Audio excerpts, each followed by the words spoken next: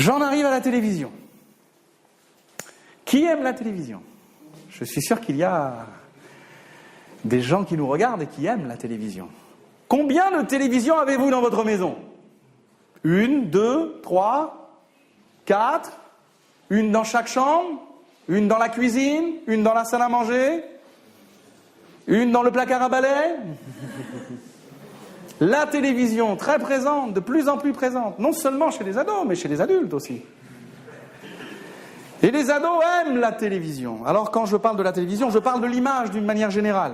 Comprenons bien que je parle du cinéma, je parle des téléfilms qui passent sur l'ordinateur, je parle des téléphones portables avec les spots et les clips divers qu'on peut visionner, je parle bien sûr du cinéma, des DVD, tout ce qui concerne l'image, les ados en sont friands. Mais j'aimerais particulièrement m'arrêter sur la télévision parce que la télévision semble être, avec l'ordinateur, l'élément visuel numéro 1 de la culture ado. La télévision. Alors, il y a certains sondages, des statistiques qui ont été faites où il est question de plusieurs heures de consommation de télévision par jour. Et particulièrement cet âge des ados est un âge où ils consomment beaucoup de télévision et beaucoup trop. Là encore, je ne dis pas de jeter la télévision, ni d'arracher l'antenne. Je dis qu'il faut réguler. Alors, quelles sont les émissions qui les accrochent particulièrement ? Les séries. J'ai l'impression qu'il n'y a pas que les ados qui aiment les séries. Mais les ados en raffolent. Ils aiment les séries, toutes sortes de séries. Séries policières, esprits criminels, les experts. Séries fantastiques, Stargate, un peu vieux. Mais les ados aiment tout ce qui est science-fiction, fantastique, les séries. Également des séries sur la vie quotidienne, Desperate Housewives. Je ne sais pas si je le dis bien. Hein. Voilà, vous allez m'aider, vous allez rectifier. Hein. Tout le monde connaît cette émission, les ados en raffolent. Et plus belle la vie. Voilà, des séries qui concernent la vie quotidienne. Également des séries très adolescentes comme Nos années collège ou encore Soda, émission un peu nouvelle qui monte parmi les ados. On peut parler aussi des séries style vampire. Vous voyez ? Ça aussi les ados en raffolent. Buffy contre les vampires. Les ados aiment beaucoup. Également Vampire Diaries. Alors je suis désolé, je ne suis pas très anglophone. J'avoue que mon vocabulaire anglais est un peu limité et mon accent est terrible. Donc vous rectifierez, je suis désolé. En tout cas, ces séries plaisent beaucoup aux ados. Twilight. Là, on parle de cinéma, c'est plus des séries. Mais Twilight, avec ses films et ces séries de films, intéressent beaucoup les ados. Et puis des séries humoristiques, comme Kaamelott, par exemple. Vous voyez ? Donc tout ce qui est séries, les ados aiment beaucoup. Et puis il y a une deuxième grande catégorie d'émissions qui intéresse les ados, c'est la télé-réalité. Bien sûr, les ados en raffolent. Alors cette télé-réalité a commencé à peu près vers l'an 2000. Vous savez, le fameux bug de l'an 2000, qui n'est jamais arrivé d'ailleurs.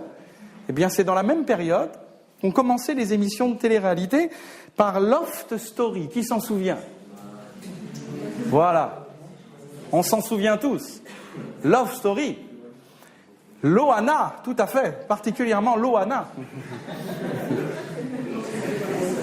Et donc, les ados étaient scotchés à leur écran de télévision, vous voyez, pour voir Love Story. Et ces émissions se sont démultipliées avec toutes sortes de télé-réalités. Une télé-réalité sportive, Pékin Express, Koh-Lanta, Feel Factor, la télé-réalité musicale, Star Academy, en ce moment The Voice, une nouvelle série, la télé-réalité en relooking, Belle toute nue. Et oui, c'est un vrai titre. Et peut-être les gens qui nous écoutent et qui nous regardent Belle toute nue. Ça reste correct, hein, c'est pas pornographique. Hein. Mais c'est de la télé-réalité, où on relook des gens. Il y a aussi la télé-réalité en cuisine, Master Chef. Également un dîner presque parfait, très connu, très apprécié des adolescents. Et puis la télé-réalité en déco. On connaît l'émission Déco de Valérie Damido, très connue. Dans ma propre famille, on regarde beaucoup Déco. Et particulièrement mon épouse, et je la salue d'ailleurs. Effectivement, de la télé-réalité en déco et puis de la télé-réalité en aide matrimoniale. Super Nanny. Eh oui. Donc vous voyez, toutes ces émissions de télé-réalité intéressent beaucoup les ados. Il y en a des centaines en fait. Ça s'est implanté dans nos écrans de télévision et ça intéresse beaucoup les ados. Alors, pourquoi sont-ils tant intéressés par ces deux genres d'émissions, séries et télé-réalité ? Pourquoi ? Eh bien, je dirais d'abord à cause du format un peu court. Vous voyez, un épisode dure entre 20 et 60 minutes, et cette durée plaît bien aux ados qui aiment bien le zapping. Vous savez, les ados, c'est les rois et les reines du zapping. On zappe. Alors, les émissions courtes, ça leur convient bien, vous voyez ? Pas trop longues, mais assez courtes. Et puis, ça leur permet aussi aux ados d'avoir un rendez-vous régulier. Et ils aiment ces rendez-vous réguliers, où ils retrouvent leur héros préféré. Vous voyez ? Et chaque semaine, c'est un nouvel grand intérêt. Et puis, entre deux émissions, au collège, on en parle. On en parle. Donc, vous voyez, la dynamique d'événements réguliers accroche les ados, parce qu'entre les émissions, ils en parlent. C'est l'occasion de discussions importantes. Et l'occasion aussi d'intégrer les groupes, la télévision. Également, il y a dans ces émissions, chez l'ado, un goût d'évasion. Voilà, ça inclut beaucoup d'éléments fantastiques, des paysages étonnants, dépaysants, et puis souvent des intrigues, de l'aventure, du suspense. Et tout ça, les ados en sont très friands, un goût pour l'évasion. On peut parler aussi de ces acteurs stéréotypés, qui accrochent beaucoup les ados. Les producteurs de ces émissions ont la faculté de choisir des candidats stéréotypés qui plaisent aux ados. Par exemple, le beau gosse. Par exemple, l'homosexuel branché. Ou par exemple, le grand sportif. Ou alors le black. Le beau black. Ou alors le rappeur avec la chaîne. Ou alors le célibataire, le gentil célibataire, qui rend des services à tout le monde. Vous voyez, ces acteurs, ces profils stéréotypés, ça accroche les ados, ils s'identifient. Ils s'identifient. Et puis on peut parler bien sûr de cette hypermédiatisation qui bien sûr pousse les ados à consommer ce genre d'émissions. Bien sûr, tout est très bien organisé par l'Internet, par les magazines, par la radio, où on revient sur ces émissions, où on en parle, où on en fait la publicité. Et tout ça pousse les ados à en consommer encore davantage. Alors maintenant, comment gérer l'image dans la vie des ados ? Je dirais qu'il faut refuser la télé dans la chambre. Alors, je ne suis pas contre la télé. Pourquoi pas un peu de télé ? C'est aussi un moyen de se détendre. Mais il y a quand même des pièges que nous devons éviter et nous devons protéger les ados. Par exemple, refuser la télé dans la chambre. Pourquoi ? Eh bien parce que dans la chambre, il y a moins de contrôle. Et puis je le répète, dans la chambre, pendant que vous dormez, ils peuvent regarder des émissions vers 11h, minuit le vendredi soir. Des séries érotiques. Il n'y a plus de contrôle. Pendant que vous dormez profondément, les ados se rincent l'œil. Et nous devons les garder de ces émissions impures. Et donc éviter la télé dans la chambre pour avoir un meilleur contrôle. Je dirais que la télé, il faut la mettre dans la salle à manger, dans un lieu public. Ils peuvent la regarder, un lieu de passage. Voilà. Ça nous permet de savoir ce qu'ils regardent. Certains ados même ferment la clé pour être plus tranquilles dans leur chambre. Je vous déconseille. Gardez la clé quelque part. À tout moment, vous pouvez rentrer. On les aime, on leur fait confiance. Mais attention, parfois, derrière notre dos, il peut se passer des choses. Ne soyons pas naïfs.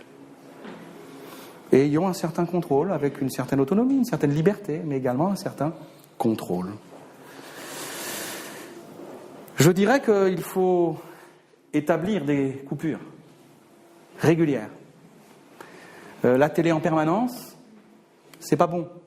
Dans certaines maisons, même les adultes, la télé est une personne. Elle est omniprésente. Elle est comme un chien qui est là dans la maison. Vous voyez, la télé est allumée en permanence du matin au soir. Donc cette imprégnation totale de la télé leur plante des schémas, les influence. Donc il est important d'établir des coupures pour leur vie personnelle et puis également pour leurs études. Ils ont besoin de travailler, il faut des coupures.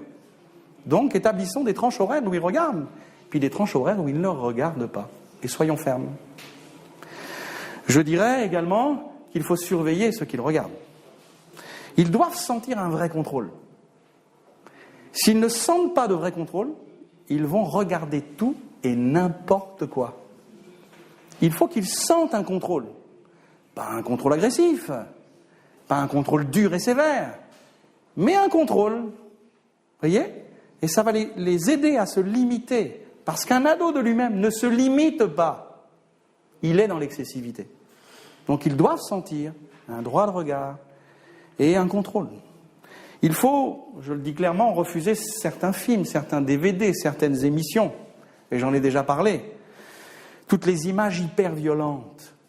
Ça traumatise les ados. Ça les rend agressifs. Ça produit en eux des schémas. Alors il y a bien sûr de la violence, mais une violence correcte. Un film de cow-boy, indien cow-boy, ça va en termes de violence. C'est acceptable. Mais vous voyez, aujourd'hui, il y a des violences avec beaucoup d'hémoglobine, avec beaucoup d'agressivité, des images qui choquent, vraiment. Et on pense que les ados peuvent regarder n'importe quoi. Non, non. Les images ont une influence. Et des images hyper violentes peuvent créer en eux des schémas destructeurs et créer en eux une mauvaise agressivité. Je pense aussi à des images chargées de magie, d'ésotérisme, on en a aussi parlé. Je pense qu'il faut veiller. Voilà, il y a des films qui véhiculent des choses dangereuses, où les héros ont des pouvoirs, ils jettent des sorts, et puis ils ont un pouvoir de divination. Vous voyez ? Et puis ils ont une sorte de fascination, de pouvoir pour détruire, pour blesser, avec des prières à des démons, des esprits, où on a un contact, vous voyez, avec un monde surnaturel dangereux. Donc il y a des films qui véhiculent ce genre d'idées. Faisons attention. On est saturé d'ésotérisme dans notre pays. On dit qu'il y a autant de médecins que de voyants dans notre pays. Donc veillons à ce que nos ados ne regardent pas des choses liées à l'ésotérisme. La science-fiction, pourquoi pas ? Star Wars, pourquoi pas ? La guerre des étoiles, personnellement j'aime bien. Vous voyez ? Mais je parle d'un ésotérisme agressif, dangereux, quelque chose de plus grave, de plus noir.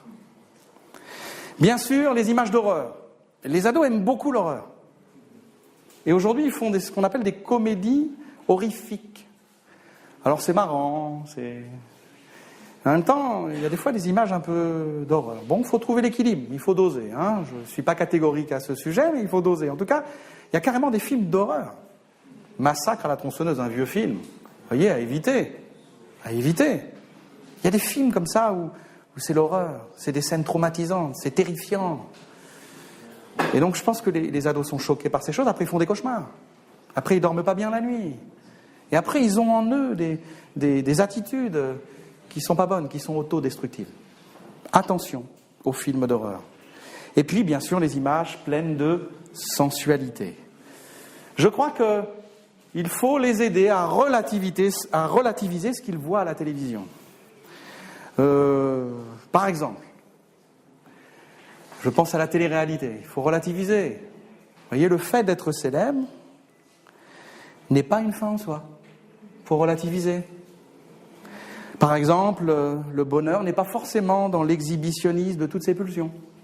On relativise, parce que la télévision, les films, ils véhiculent des valeurs. Il faut relativiser. Par exemple aussi, l'affirmation de soi par l'impatience et par des caprices. Et la manipulation n'est pas forcément la clé pour réussir dans la société. Voyez, la télévision véhicule des schémas qui ne sont pas les schémas de la Bible, qui ne sont pas les schémas divins. Donc à nous, sans tout interdire, de réguler et de rappeler quelles sont les vérités de la parole de Dieu. Amen.